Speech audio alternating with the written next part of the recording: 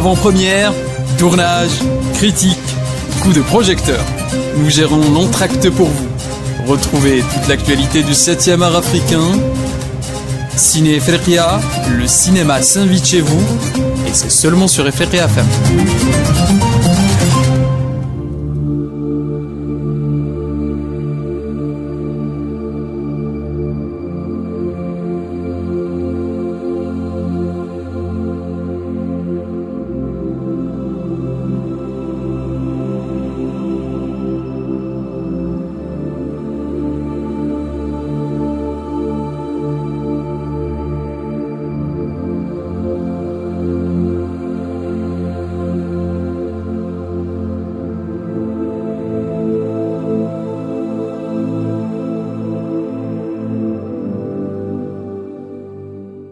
Chers amis, bonjour, c'est Ahmed Bedjaoui à l'antenne de Efrekia FM pour vous parler de cinéma dans votre émission Ciné Efrekia.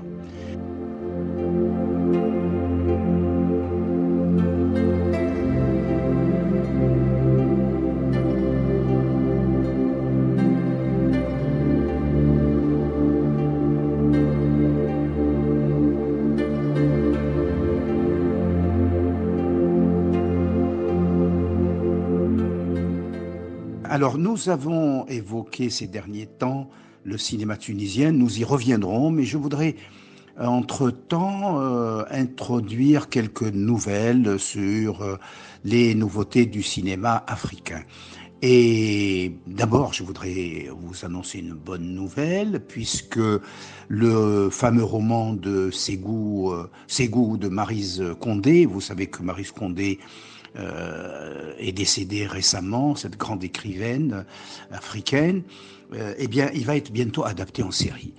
Une semaine après l'annonce de son décès, on nous informe qu'un projet de série de fiction télévisée inspiré de ce beau roman qui s'appelle Ségou est en cours d'écriture avec un trio de créateurs composé de réalisateurs et producteurs, Cédric Ido, Antoine Chevrolier et l'universitaire Maboula Soumahoro.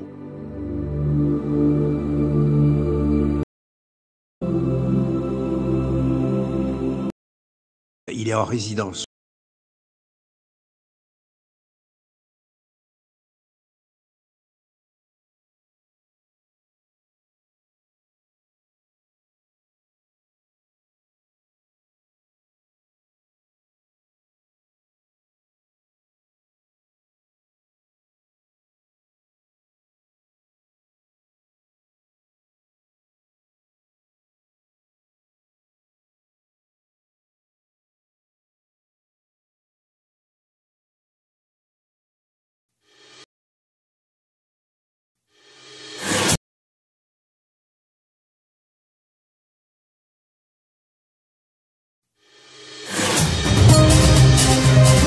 Avant-première, tournage, critique, coup de projecteur. Nous gérons l'entracte pour vous. Retrouvez toute l'actualité du 7e art africain.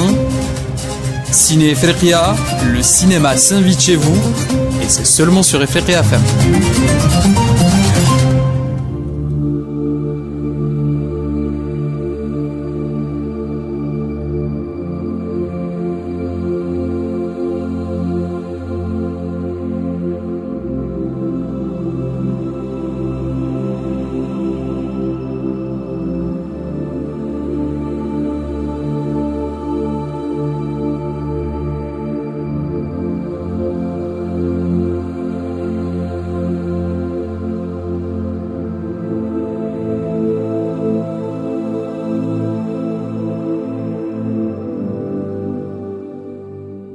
Chers amis, bonjour, c'est Ahmed Bedjaoui à l'antenne de Efrekia FM pour vous parler de cinéma dans votre émission Ciné Efrekia.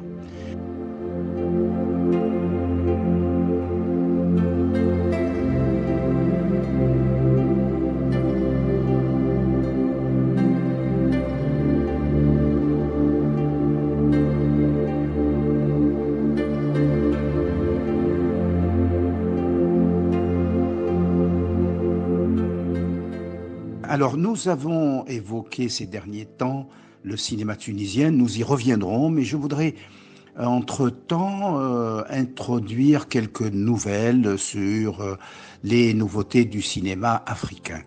Et d'abord, je voudrais vous annoncer une bonne nouvelle, puisque le fameux roman de Ségou de Maryse Condé, vous savez que Maryse Condé est décédée récemment, cette grande écrivaine africaine, eh bien, il va être bientôt adapté en série.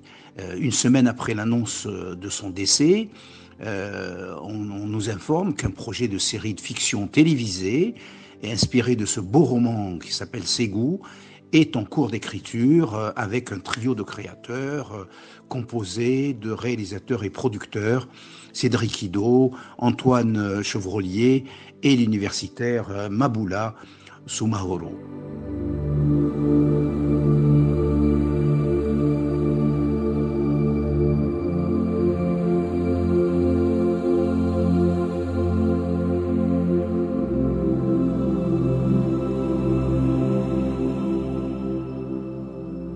Maboula Soumaoro a révélé d'ailleurs le jeudi 4 avril, donc tout récemment, son implication dans l'écriture d'une adaptation de ce roman pour le petit écran. Il est en résidence au Columbia Institute for Ideas and Imagination à Paris et elle a obtenu une conférence de presse pour présenter le projet. Pendant plus d'une heure, la maîtresse de conférence de l'université de Tours a raconté l'histoire de sa relation avec Maryse Condé et les enjeux de son travail d'écriture. Maboula Soumaoro a indiqué avoir été sollicité par le duo Cédric Ido et Antoine Chevrolier qui ont racheté les droits d'adaptation par l'intermédiaire de leur société de production Tiga Film, Itinéraire Production, la société d'Anthony Lancret et Pierre Logier est associée au projet également.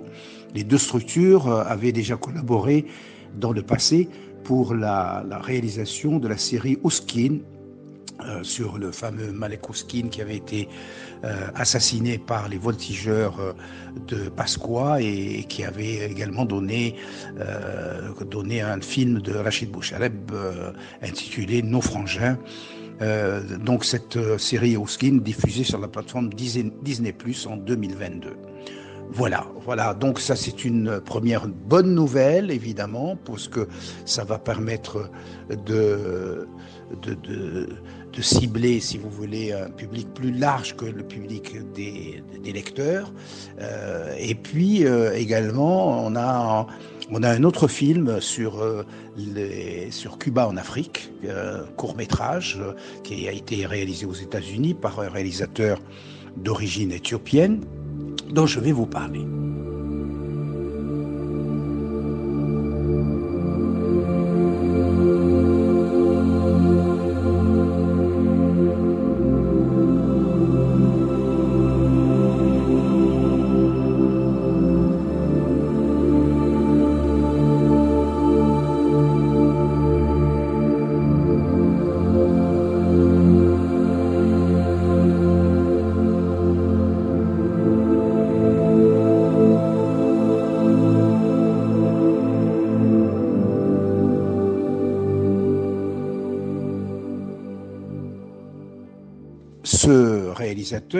Ce réalisateur s'appelle Negash Abdurrahman et il a donc réalisé un film qui s'appelle Cuba en Afrique, qui a été présenté au FESPACO en 2023, où il a obtenu le prix Thomas Sankara, d'ailleurs, prix évidemment hautement symbolique, puisqu'il s'agit d'un personnage comme Sankara qui a toujours été à l'avant-garde de la résistance contre le colonialisme et les néocolonialismes.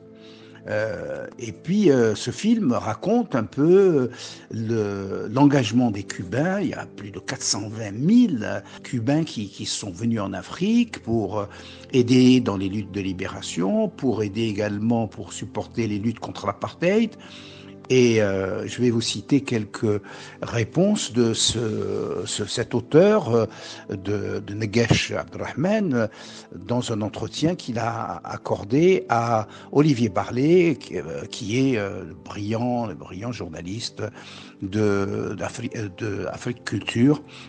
Voilà, alors Nagesh dit, en tant qu'Africain, né et élevé en Afrique et qui a vécu la plus grande partie de sa vie aux États-Unis, je ne connaissais pas vraiment cette histoire et je suis tombé dessus par accident. J'étais allé en vacances en Afrique du Sud avec un ami new-yorkais juste après son indépendance. On visitait différents lieux, on discutait avec des gens et on a été frappé par le grand nombre de Cubains, pratiquement un demi-million de personnes. J'ai vu le film de Jihan Tahri, Cuba, l'Odyssée africaine, qui est un grand film, mais je voulais aussi raconter leur histoire dans une perspective africaine, en portant le focus sur la dimension humaine. Qui étaient ces gens? Que défendaient-ils? J'ai interviewé un tas de personnes pour avoir des différentes opinions sur ce que signifiait pour elles d'être déployées en Angola, de se battre pour un pays dont ils ne savaient rien du tout. Je voulais montrer ce à quoi ces personnes ont contribué.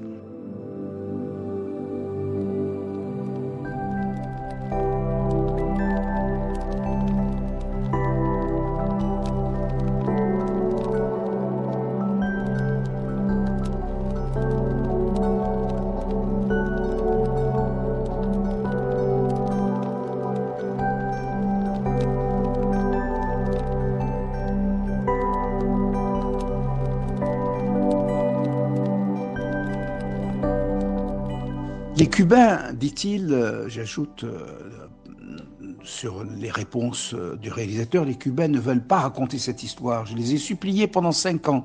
Ils ne répondent pas à ces questions. Finalement, j'ai interviewé un professeur qui avait écrit 2 livres autorisés sur le rôle des Cubains en Afrique, mais on parle seulement de 1600 pages. C'est un Italien qui a passé pratiquement 20 ans à étudier ce sujet. Il a eu accès à des documents américains déclassifiés et également aux archives cubaines. Je lui ai demandé s'il pouvait m'aider lors d'une interview de plus de 3 heures et il m'a ouvert ses portes. Il connaissait tout le monde. En 2014, j'y suis arrivé. Alors pourquoi les Cubains étaient-ils réticents, lui demande Barlet. J'ai été confronté au problème de la confiance, en particulier vis-à-vis des États-Unis qui les a maltraités. Et bien sûr, je note, c'est Ahmed Bechaoui qui note que, évidemment, le réalisateur vivant aux États-Unis, il y avait une certaine réticence de la part des Cubains, ce qu'on peut comprendre. Et ce, malgré votre origine éthiopienne. Et quand vous venez aux États-Unis, quand vous venez des États-Unis, ils sont très prudents. Ils étaient méfiants et je ne peux pas leur reprocher. Et puis, ils ne se mettent pas en avant, ils vous raconteront bataille après bataille, comme une série diffusée à la télévision cubaine. Mais c'était pas ce qui m'intéressait. Le film entremêle effectivement une dimension très humaine et l'autre très officielle. Avec les archives, le questionne Olivier Barlet.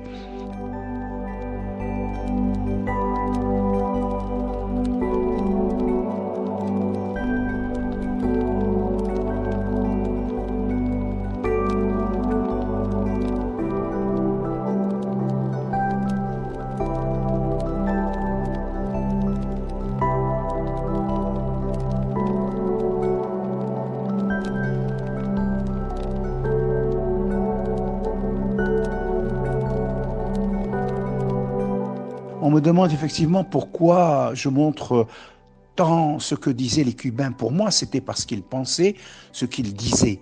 C'était difficile à filmer, je craignais la propagande. J'ai lu plus de 40 livres sur le sujet et j'ai consulté environ 200 heures d'archives. Après la Révolution, ils ont commencé à réfléchir sur ce qu'ils pouvaient faire en Afrique. Ils ont tenu parole, c'est la seule puissance au monde qui est venue en Afrique sans en attendre quoi que ce soit.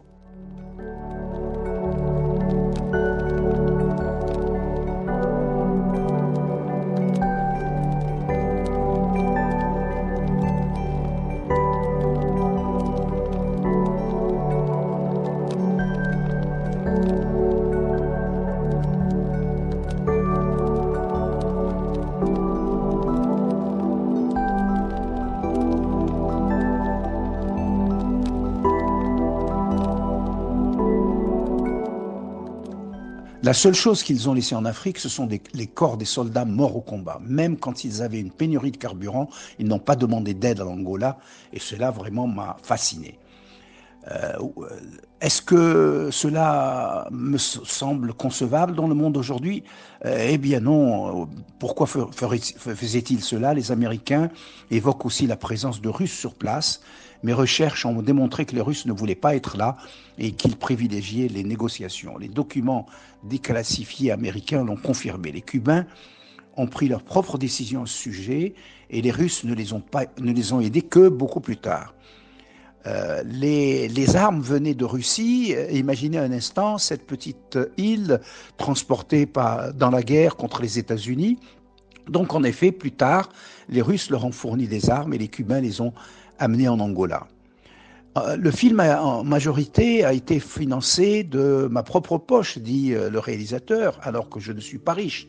J'ai approché toutes les institutions américaines, sans succès bien sûr, puisque un film sur l'engagement des Cubains, un engagement politique positif, c'était pas du tout en odeur de sainteté. Seuls les Cubains ont dit avoir aimé mon histoire et j'ai donné une bonne image de Cuba et de Fidel Castro.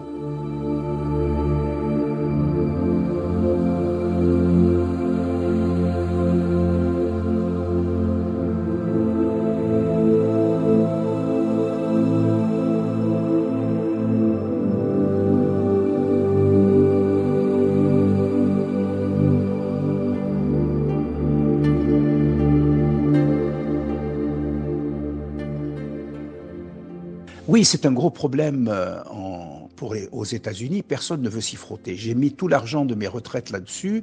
On avait beaucoup de travail, d'images et d'archives.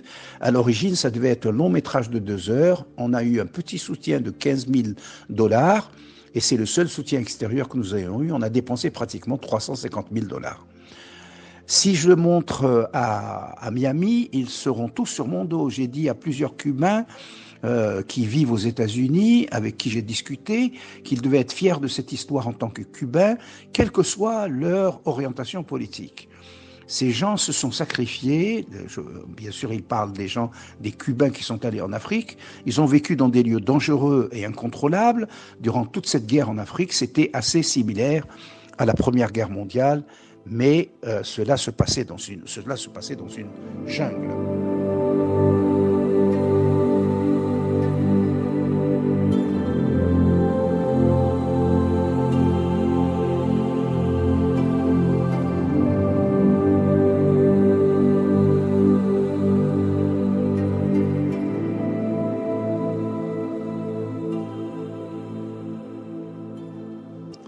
Et puis, il y a l'année suivante, c'est-à-dire en 1978, le film de Nasser Khtari qui s'appelle Les Ambassadeurs, Sofara, qui est un film réalisé en 1975.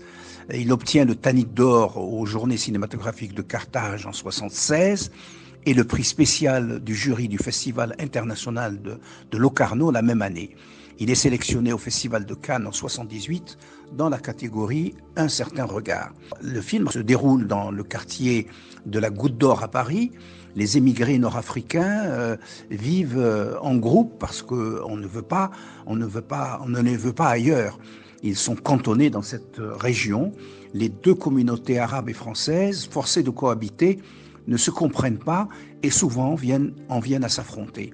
Salah, venu du sud du Maghreb, découvre la vie d'un émigré à Paris et assiste en témoin et parfois en acteur aux incidents quotidiens qui émaillent la vie de ses compatriotes. Celle-ci, sauf si l'on suppose des moyens peu honnêtes et pénibles et douloureuses. Les Français sont montrés comme des personnes racistes dans la grande majorité, surtout dans le quartier, et prennent l'initiative d'agressions qui vont qui vont finir par un double assassinat, ce qui est beaucoup plus grave. Salah, aidé de camarades décidés, prend conscience qu'il faut agir et collabore à l'organisation d'une manifestation de masse. Tous se retrouvent au palais de justice, unis, mais totalement décidés. Alors là, dans le scénario de ce film, très engagé encore une fois, sur la question de l'immigration et de la cohabitation avec l'ancienne société coloniale, On retrouve Lise Bouzidi dans le scénario, Christine Jancovici, Ahmed Qassem et Nasser Ktari, ainsi que Gérard Moguer pour le scénario. Le montage est de François Tchepi et l'Arbi Ben Ali. La musique, là, enfin, on a un Tunisien qui compose la musique, c'est Hamed Ibn Atman. La photographie de Jean-Jacques Rochu, les décors de Denis Martin-Sisteron, le son d'Antoine Bonnefonti, et le film, la langue, c'est le français. Le film a été tourné, bien sûr, en 35 mm. Bon, c'est une coproduction entre les films Unité 3 et la SATPEC, Hassan Deldoul était donc producteur délégué, et puis un film, une société libyenne également qui a participé à cette production. Alors, vous voyez, lorsque j'évoque les noms des techniciens, on s'aperçoit qu'à cette époque-là, si les cinéastes eux-mêmes étaient tunisiens, en réalité, ils n'avaient pas de techniciens formés et en général, ils faisaient appel à des collaborateurs français en général pour confectionner leurs films. Ce qui évidemment diminue un petit peu de la nature purement de l'identité nationale de ces films-là. On sait que plus tard, la Tunisie a formé énormément de cinéastes, de techniciens, et que maintenant, ils ont inversé la tendance au point d'exporter des techniciens eux-mêmes. Donc c'est quand même quelque chose de remarquable. Dans la distribution, on retrouve un grand acteur algérien qui s'appelle Sid Ali Kouiret. On retrouve également Jacques Rispal, Tahar Khbaili, Marcel Cuvelier, Gilberte Genia et Guy Mérès. Donc voilà, et même Khamis Khayati qui joue le rôle de Aziz.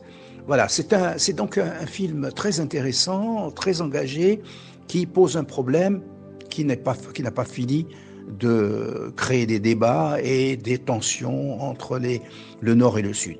Voilà, je vous laisse donc avec cette évocation de ces quelques films tunisiennes. Je reviendrai à d'autres films qui ont été sélectionnés à l'international parce que ils sont représentatifs d'un cinéma national et de ses principales réussites. Voilà, je vous remercie. Je remercie Sid Ahmed Belli, le réalisateur, ainsi que les techniciens qui l'ont accompagné dans la confection de cette émission, et vous donne rendez-vous à une prochaine émission de Ciné Ifriqiya sur les ondes de Ifriqiya FM. Je vous laisse donc avec le restant du programme sur Ifriqiya FM. À bientôt.